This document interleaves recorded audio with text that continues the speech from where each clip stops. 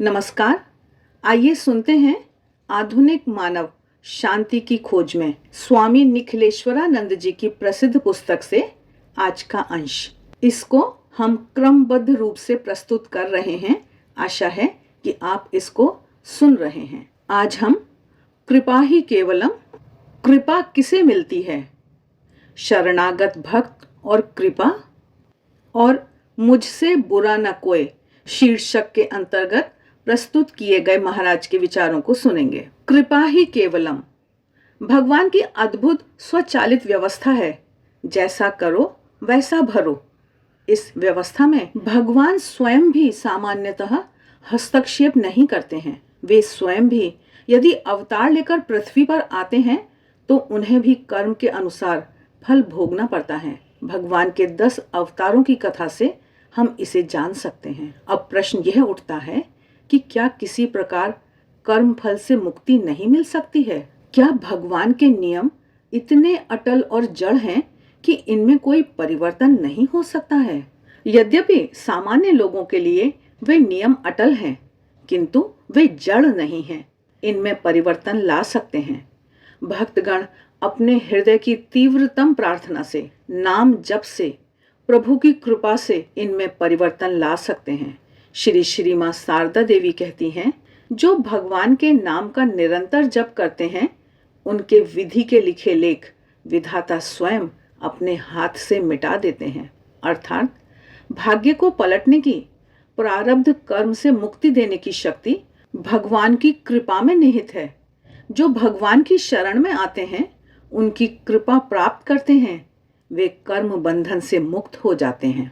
आगे महाराज बता रहे हैं कि कृपा किसे मिलती है। जो भगवान के संपूर्ण शरणागत होते हैं, सच्चे भक्त होते हैं, वे ही कृपा पात्र हैं। लेकिन जो स्वार्थी वृत्ति वाले होते हैं, भगवान का भजन पूजन भी स्वार्थ के लिए करते हैं, ऐसे भक्तों को भगवान की कृपा नहीं मिलती है। श्री रामकृष्ण देव ऐसे भक्तों को पटवारी बुद्धि के भक्त अर्थात व्यापारी बुद्धि वाले भक्त कहते हैं। ऐसे भक्त कहते हुए मिलेंगे, सब कुछ ईश्वर की इच्छा से होता है।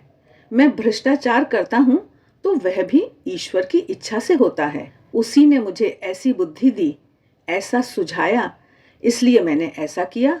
इसमें मेरा कोई दोष नहीं है, मेरी कोई जिम्मेदारी नहीं है। ऐसे लोग करते तो अपनी इच्छा से हैं और जिम्मेदारी भगवान पर डाल देते हैं। इस विषय में श्री रामकृष्ण एक सुंदर दृष्टांत देते हैं। एक व्यक्ति ने सुंदर बगीचा बनवाया था, परंतु एक गाय प्रतिदिन बगीचे में आकर पौधे खा जाती थी। एक दिन उसे बहुत गुस्सा आया। जैसे ही उसे गाय दिखाई दी, उसने एक लकड़ी उठाकर गाय को मारी। गाय मर गई। इसके कारण उसे गौ हत्या का पाप लगा। गौ हत्या का पाप उसके पास आया, तब उसने पाप से कहा, गाय को मैंने नहीं मारा है, मेरे हाथ ने मारा है, और हाथ के देवता तो इंद्र हैं, इसलिए तू इंद्रदेव के पास जा। गो हत्या का पाप इंद्रदेव के पास पहुंचा। इंद्र ने सभी बातें सुनी। फिर वह ब्राह्मण के रूप में उस मनुष्य के पास आया और बगीचे की प्रशंसा करते हुए कहा, वाह, ऐसा सुंदर बगीचा किसने बनाया है? मैंने बनाया है, उस व्यक्ति ने कहा। इतने सुंदर वृक्ष किसने लगाए हैं?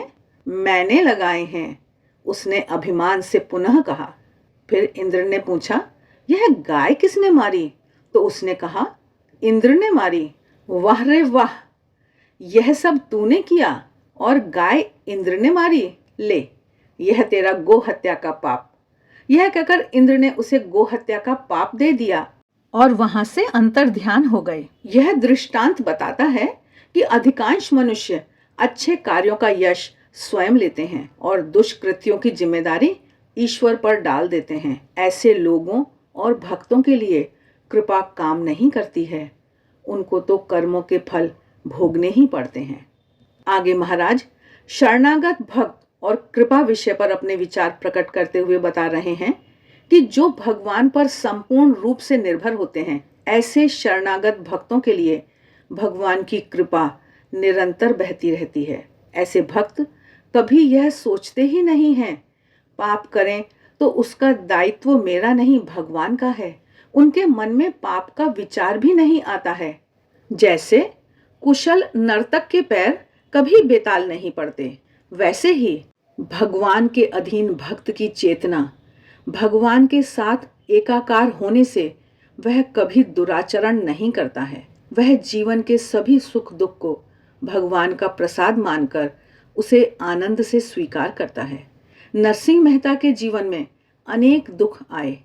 इकलौता पुत्र मर गया, भक्तिमती सती साध्वी पत्नी की मृत्यु हो गई, तब भी जरा भी विचलित हुए बिना या भगवान से शिकायत किए बिना उन्होंने गाया, जिसका अर्थ है, अच्छा हुआ जंजाल छूट गया, अब सुखपूर्वक गोपाल का भजन करूंगा।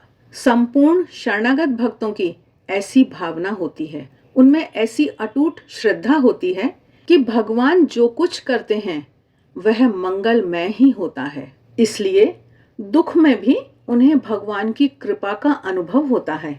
सामान्य लोगों को जो दुख रूप लगता है वह भक्तों को नहीं लगता है। प्रहलाद, सुधनवा, नरसिंह मेहता, मीराबाई, सूरदास आदि भक्तों को सामान्य लोगों की दृष्टि से कितना अधिक दुख था, परंतु भगवान के संपूर्ण शरणागत होने से उन्हें कोई दुख नहीं लगता था। वे भगवान की इच्छा मानकर सभी दुख स्वीकार कर लेते थे। ऐसे भक्तों का सारा योगक्षेम भगवान वहन करते हैं। उनके लिए ही कृपा का मार्ग खुल जाता है। भगवान की कृपा अनेक जन्मों के बंधनों को एक ही जन्म में काट देती है। इस भगवत कृपा के नियम के कारण ही दुष्ट से दुष्ट, पापी से पापी और अधम से अधम व्यक्ति के लिए दिव्यता के द्वार खुले रहते हैं। मानव को कृपा पात्र बनने के लिए सतत प्रयत्न करना चाहिए। आइए अब महाराज के मुझसा बुरा न कोई विषय पर विचार सुनते हैं। महाराज कह रहे हैं, यदि हम अपने जीवन का निरीक्षण करें तो पाएंगे कि हमारी मानसिक अशांति का कारण दूसरों के दोष देखने की आदत है। अधिकांश लोगों का स्वभाव दूसरों में दोष निकालने का होता है। जो सदा दूसरों के दोष देखते रहते हैं उनका स्वयं का जीवन दोषपूर्ण हो जाता है, क्योंकि दूसरों की भूलों को, दोषों को सतत देखते देखते, उनका ध्यान करते करते, दूसरों से उनकी सरस चर्चा करते हुए उनका मन निरंतर उन दोषों में ही मग्न रहता है। इसलिए वे दोष उनकी चेतना में संक्रमित हो जाते हैं, चले जाते हैं। श्रीमद् भागवत में कहा है, याति तत् स्वरूपताम, अर्थात मनुष्य जिसका ध्यान करता है, चिंतन करता है, वह वैसा ही बन जाता है। दूसरों के दोषों का ध्यान करने वाला वैसा ही दोषी बन जाता है। इससे वह अपने मन की शांति तो खोता ही है, साथ ही दूसरों की शांति भी हर लेता है। जैसे उसे तो कुछ आता नहीं है, केवल बड़ी बड़ी बातें करता है, वह तो बहुत कंजूस है, उसके तो खाने के दांत अलग और दिखाने के अलग हैं, क्या मैं उसे नहीं जानता? काम कुछ करना नहीं और प्रदर्शन ऐसा करना कि मुझे सब कुछ आता है। ऐसे दोषारोपण घर, बाहर, ऑफिस, बैंक, समाज में लगभग प्रत्येक स्थान पर होते ही रहते हैं। जहां दृष्टि ही दूसरों के दोष देखने वाली हो गई हो, वहां किसी का कुछ अच्छा नहीं दिखता है। यदि मनुष्य अपने समय का विश्लेषण करे तो उसके फुर्सत के समय का अधिकांश भाग दोष दर्शन में ही बीत जाता है। जहां मन दूसरों के दोषों से भरा हुआ हो, ऐसे मन में शांति कहां से आएगी? शांति को आने के लिए स्थान तो चाहिए ना। यहाँ तो दूसरों को क्या करना चाहिए, कैसे करना चाहिए, दूसरों से ही मन भरा होता है। वहां स्वयं के लिए स्थान ही कहाँ है? महाराज आगे बता रहे हैं कि इस संदर्भ में एक संत ने कहा था, यह ध्यान रखो, जब तुम दूसरों के सामने अंगुली दिखाते हो तब एक अंगुली तो उसकी ओर होती है, किंतु 3 अंगुलियां तुम्हारी ओर होती हैं। अर्थात जो अवगुण दूसरों में है, उससे 3 गुणा अवगुण तुम्हारे अंदर हैं, उनको पहले देखो। संत कबीर जी ने भी कहा है, बुरा जो देखन मैं चला, बुरा न मिलिया कोय, जो दिल खोजा आपना, मुझसे बुरा न कोय। अर्थात संत कबीर बुरे व्यक्ति की खोज में निकले तो उन्हें कोई बुरा नहीं मिला। जब उन्होंने अंतर निरीक्षण किया तो पाया कि उनके जैसा खराब तो दूसरा कोई नहीं है। अर्थात हमें दूसरों के दोष न देखकर अपने दोष देखने चाहिए। श्री श्री मां शारदा देवी ने अपनी महासमाधि के 3 दिन पूर्व एक भक्त महिला को उपदेश देते हुए कहा था, बेटी, यदि शांति चाहती हो तो दूसरों के दोष मत देखना, अपने दोष देखना।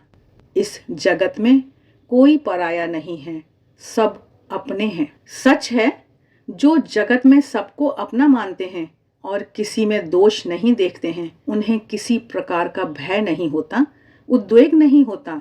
पर दोष दर्शन जैसी निरर्थक बातों में उनका समय या शक्ति व्यर्थ नहीं जाती। समय और शक्ति का उपयोग अन्य महत्वपूर्ण कार्यों के लिए करने से वे अपने जीवन में तेजी से विकास कर सकते हैं। मन में किसी के दोषों का कूड़ा कचरा ना होने से मन स्वच्छ, स्वस्थ और प्रसन्न रहता है। व्यक्ति अपने दोषों के प्रति सजग रहने से अपनी दुर्बलताओं को दूर करने में प्रयत्नशील होता है। जैसे जैसे मनुष्य अपने दोषों को दूर करता जाता है, वैसे वैसे जीवन में उसे अधिक से अधिक आनंद प्राप्त होता जाता है। महाराज आगे बता रहे हैं कि महात्मा गांधी के कमरे में 3 बंदरों की मूर्तियां थीं। उनमें से एक ने दोनों हाथों से आंखें बंद कर रखी थीं, दूसरे ने दोनों हाथों से कान बंद कर रखे थे, तीसरे ने दोनों हाथ मुंह पर रखे हुए थे। ये शिक्षा देते हैं कि बुरा मत देखो, बुरा मत सुनो और बुरा मत बोलो। यदि मनुष्य अपने जीवन में इन 3 बंदरों के संदेश को अपनाए तो उसके जीवन में शांति तो मिलती ही है, साथ में जीवन का आनंद भी मिलता है। तो आज के लिए बस इतना ही। मिलते हैं फिर, तब तक देखते रहिए देवाक्षर। आप सभी का बहुत बहुत धन्यवाद।